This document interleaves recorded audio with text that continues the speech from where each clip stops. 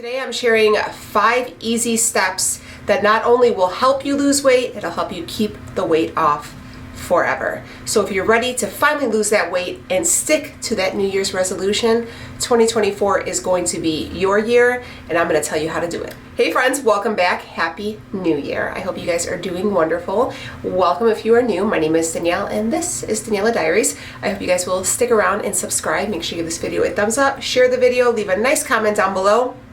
Let's fool YouTube into like blowing me up, because this year I'm manifesting viral miss. Okay, this year that plaque is coming. We are not taking any other, we're accepting it. We're saying it's on its way. Okay, we're just waiting on the mailman at this point. But in all seriousness, how are y'all doing? So if you guys are new, you're probably like, how's this girl know about weight loss? Well, if you take a little nosedive down my channel, you would see that I've tried everything, honey. I was eating nothing. I was eating no carbs. I was eating pure fat. I tried it all. And it wasn't until I really just sat back and took a break and really worked on my relationship with myself and food did I really start seeing the magic happen. So not only have I been able to lose a grand total of 143 pounds, I've been able to keep it off. So anyways, let's talk about weight loss. Okay, that's why you're here. You're like, look, I am ready to lose weight. I am sick and tired of being sick and tired. And you don't want to have this like, you know, balls to the wall mentality that you're going to start losing this weight January 1st and then come February 2nd, you're like, forget that. We're not going to be those people, because this year is the year and you're going to stick to it and you're going to be successful.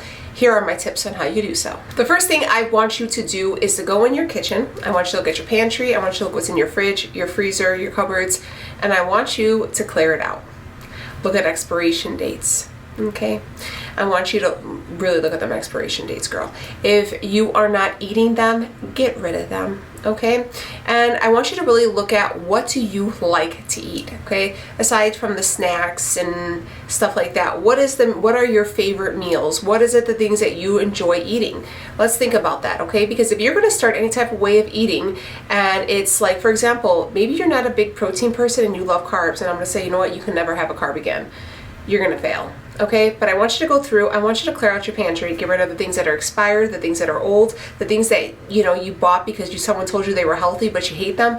Get rid of them. And when you're looking at those things, take mental notes, take physical notes. I don't like protein pasta. I don't like cauliflower. I don't like broccoli.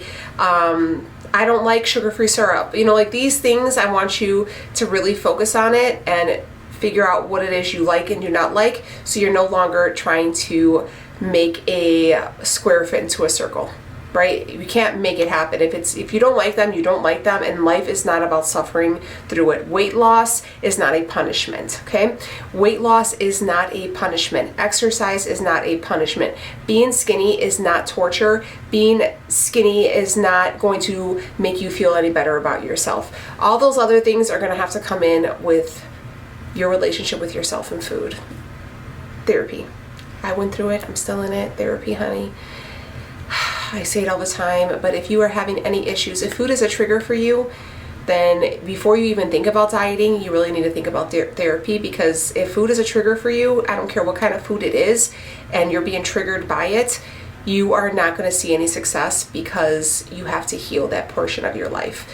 That should be step number 1, and then so forth and so on. But if you are feeling good about going forward in your relationship with food, this is where I would suggest you start. After you went through and checked all your food, kind of took that mental inventory list, I want you to go to the store. And I want you to buy yourself a food scale, and I want you to buy yourself a digital scale, and I want you to buy yourself measuring tape. Okay, you're gonna need a food scale because you're gonna start watching your portions. We are not eliminating any food groups. We aren't doing any of that stuff. I want you, say, you know what, every night you have a bowl of cereal before bed. Whatever cereal it is, I'm not telling you to eliminate Fruity Pebbles from your diet. I want you to look at that bowl of that box, and it says, I think a serving size of Fruity Pebbles is 40 grams. I want you to weigh out 40 grams, and that's going to be your serving. Eat whatever it is you're eating throughout the day, but I want you to measure out it to the serving size that is on the box. That way you can kind of get an idea of where you're going wrong. Maybe you're under eating, maybe you're overeating, maybe you're eating too much of one thing and not enough of the other. Before you start cutting corners or cutting out food groups and eliminating stuff, Just get a mental note, an idea of what you are doing. Let's see where the issues are. I feel like people, when they want to say, all right, it's January 1st, I'm going to join a gym, I'm going to start lifting weights, I'm going to cut out carbs, I'm drinking nothing but water, no more soda, no more coffee. It's too much. You're bombarding yourself, and that's why a lot of people fail. Because it's just you're biting off more than you can chew. After you get that food scale, get on the, I know scales might be triggering for somebody, but here's the thing, you gotta know where you're starting. Jump on the scale. You don't have to do it every day, you don't have to do it every week. Jump on that scale on January 1st and then jump on it again February 1st. This is just giving you a starting point. All right, so we have the number, and then I want you to get a measuring tape, and I want you to measure all of your measurements, your hips, your waist, your butt, your thighs, your arms, your neck, everything. Because even though the scale may only move 1 or 2 pounds, you might lose 10 inches. Inches over pounds, because that's what you'll see first. The next thing I highly recommend to you is a food sensitivity test. This is a game changer because sometimes it's not about how much you're eating, it's about what you are eating. And a lot of us have food issues, food sensitivity issues that we do not know about. And a lot of the issues that we are having with bloating, with digestive issues, is because we are eating foods that our bodies do not like, that are having an inflammatory response, is why we cannot lose those last 10 pounds.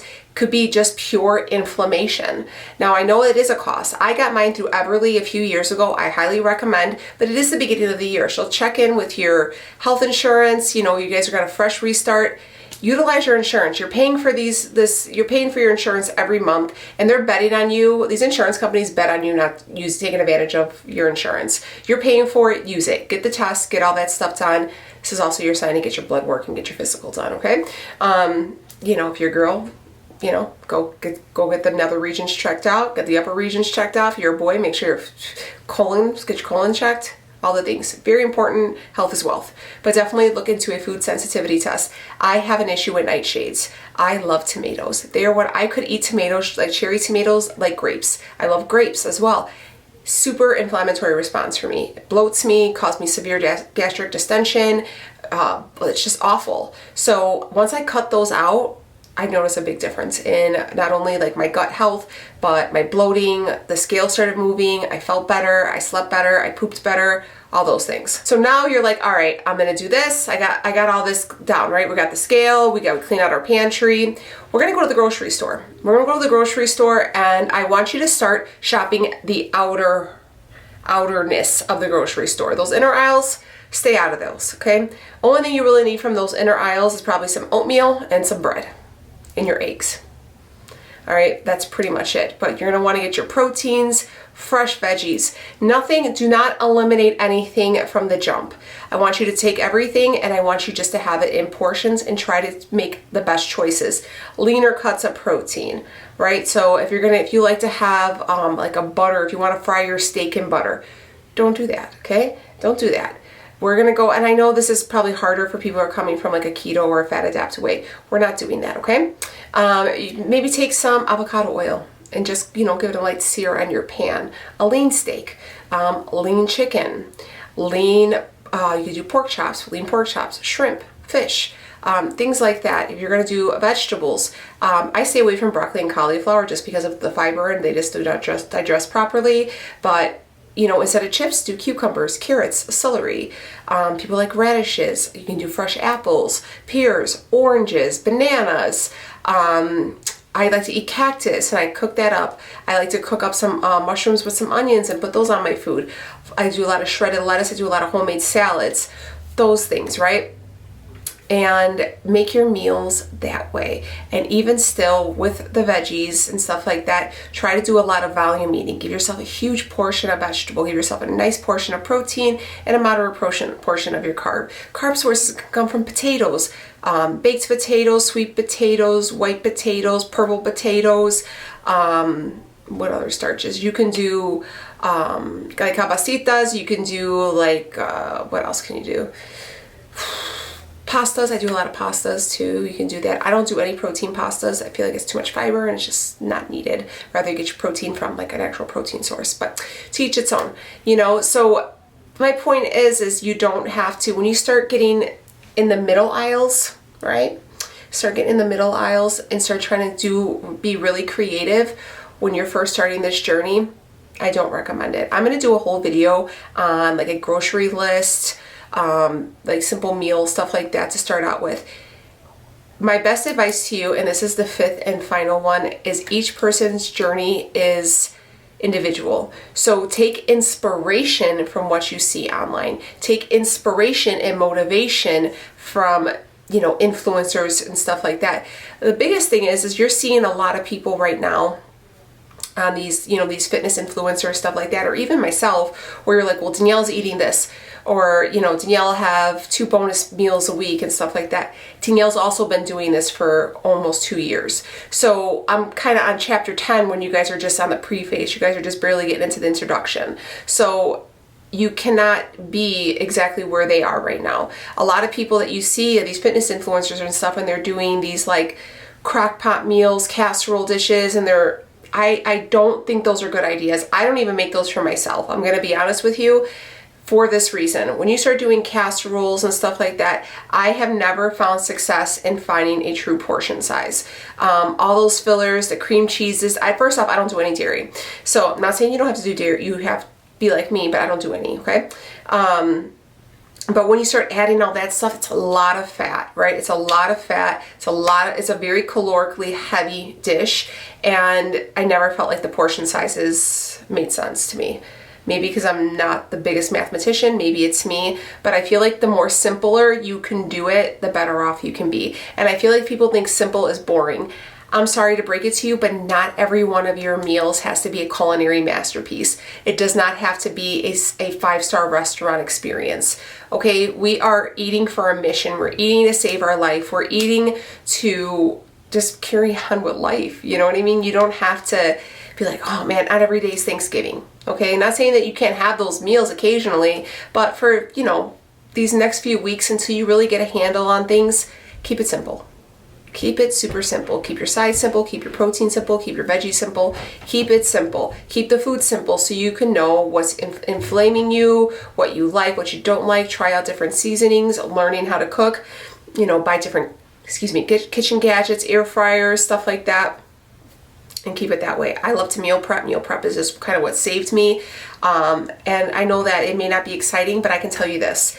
Everybody loves my food. Okay, the food I meal prep for myself is delicious. And I could tell you for a fact, the other day I was meal prepping my chicken. My daughter had her friends over. My oldest daughter is 19, had 2 of her teenage friends over. And they were hungry, so I put them some of my chicken and I sent them out like a little half of a lemon. And I was like, here, Ray, give this to your friends. I was like, they like it? They thought it was delicious. They loved it. Should I told them that's what I eat for my prep? No, they'll be like, what the hell, you know?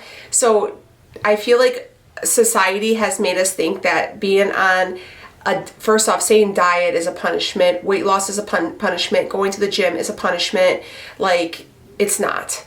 You know what's a punishment is constantly being stuck in the body that you are not happy with and you're living in your own personal hell. That is the biggest punishment. And by you allowing these titles and these false beliefs to keep you stuck. Be your own hero, save your own life. You can do it. These are super simple ways. And what you notice too is I'm not telling you guys to do anything crazy. And lastly, start moving your body. I didn't say join a gym. If you have a gym membership, join it. I'm not saying to lift weights. I didn't tell you to pick up one singular weight. I think first you have to get your eating under control. That is your biggest hurdle. It's your biggest priority. The first 2 weeks of this journey that you're starting should be focusing on your nutrition, focusing on what you have in your house, focusing on what you like to eat, focusing on the stuff that you feel good eating, and then getting a handle on it, learning to meal prep, learning to your portion control, learning your portion sizes, getting your water in. After that, after you establish that habit for those 2 weeks, that third week, let's get up. Let's start moving our body. Let's start walking on the treadmill. Let's start taking walks around the house or the block. Let's just start getting our mall walking, whatever the case may be, getting up and moving your body. 30 minutes, 3 or 4 times a week for another week or 2. Okay, boom, we're already done with a month. For the first 2 weeks of the month, you got your eating under control. The last 2 weeks of the month, you added in movement. And then for the last 2 weeks, not only did you add in movement, but you're also incorporating your eating habits. And then we're going to be in February, and then we start adding on. It's a building block process. If I were to tell you, all right, January 1st, I want you to be on a deficit, you could only here are your macros, here is, and I want you to start weight training. It's so overwhelming and bombarding that it's just not realistic for most people, and this is why they don't stick to it. Make it fun, make it exciting, but take it at baby steps. You did not gain all this weight in a week or two. You're not going to lose this weight in a week or two. And the key is not only to lose the weight, is to learn better eating habits, to learn to have a better relationship with food, to learn to have a better relationship with ourselves, to heal our metabolism, right? And to keep this weight off for good. By following these steps, you should be able to do that. I have quite a few videos coming up for you. We're going to do a supplements video. I know there's going to be there's a lot of people right now pushing supplements. I want to talk about supplements I take and the supplements I suggest, and do they really work? Do I suggest them to you? So before you waste any money, wait out for that video, because I peed away a lot of money. That just was unnecessary. So before you start taking any supplements, hold off. We're gonna do a what to eat to actually lose weight. We're gonna do a basic shopping list and basic meal ideas that you can do. And the last one is going to be weight loss at home. Can it be done? Do I suggest it? Do I suggest you actually joining the gym or starting off at home? What are my thoughts? So if you guys have any other videos that you would like to see for this January weight loss series, because January is just going to be dedicated to weight loss. I feel like this is the month where we're all super excited for it, and I feel like this is the part that I'm the most knowledgeable about, that I can actually share some valuable information. So if you guys want to know or hear about anything else, let me know down below. You guys got this. It's super simple. It really is simple. Believe it or not, this is the simplest part. It's actually going to be the hardest when you have to keep it off. That's where it gets tricky. But you got this. I believe in you. You can do it. Hang in there. We got this.